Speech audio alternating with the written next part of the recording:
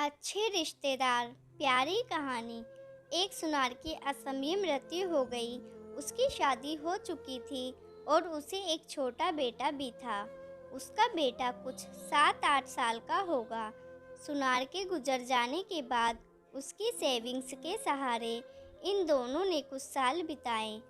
Saving खत्म होने पर सुनार की पत्नी ने अपने संभाल के रखे हुए गहने की पोटली अपने बेटे को दी और उसे अपने एक रिश्तेदार का पता बताया और कहा कि हमारे ये रिश्तेदार भी सुनार हैं, इसलिए वे हमारा भला चाहेंगे और हमें इन गहनों के बदले सही और उचित दाम देंगे।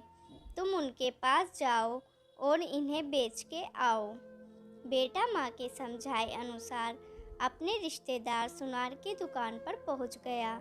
गहनों की पोटली उन्हें देते हुए सारी घटना बताई और सुनार के जवाब का इंतज़ार करने लगा। रिश्तेदार सुनार ने थोड़ी देर तक गहनों का अच्छी तरह से निरीक्षण किया और उन्हें वापस पोटली में रख दिया।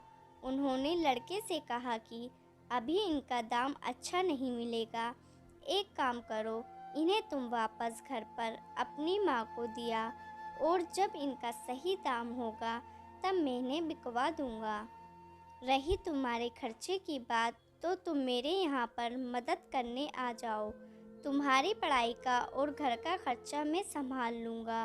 लड़के ने उस दिन के बाद कई सालों तक अपने रिश्तेदार सुनार के यहाँ काम किया और साथ में पढ़ाई भी की। यहाँ पर काम करते करते वह सारा काम भी सीख गया और सोने चांदी को परखना भी। एक दिन सुनार ने लड़के से कहा, अब सही दाम है, इसलिए तुम वह गहनों की पोटली लेकर आओ। लड़के ने घर जाकर अपनी माँ से वह गहने की पोटली मांगी, क्योंकि वह अब सोने चांदी को अच्छी तरह से परखना जानता था।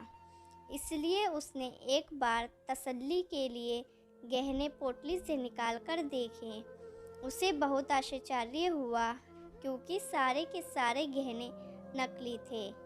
वह निराश होकर सुनार की दुकान पर पहुंचा। उसने जाते ही सुनार से प्रश्न किया, आपने मुझे तभी क्यों नहीं बताया कि गहने नकली हैं?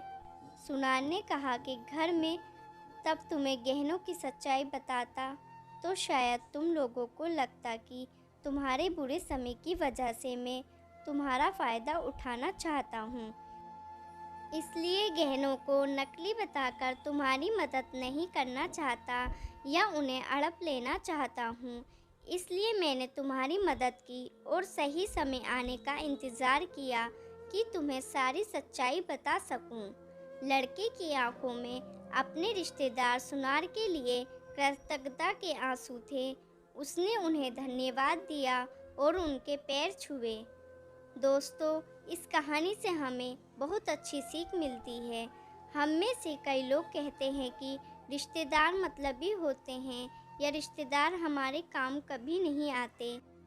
माना कि सभी रिश्तेदार इस सुनार की तरह नहीं होते, लेकिन सभी रिश्तेदार मतलबी नहीं होते। हम अपने रिश्तेदार के लिए खुद अच्छे रिश्तेदार बनेंगे, तभी तो हमें दूसरों से भी अच्छाई मिलेगी।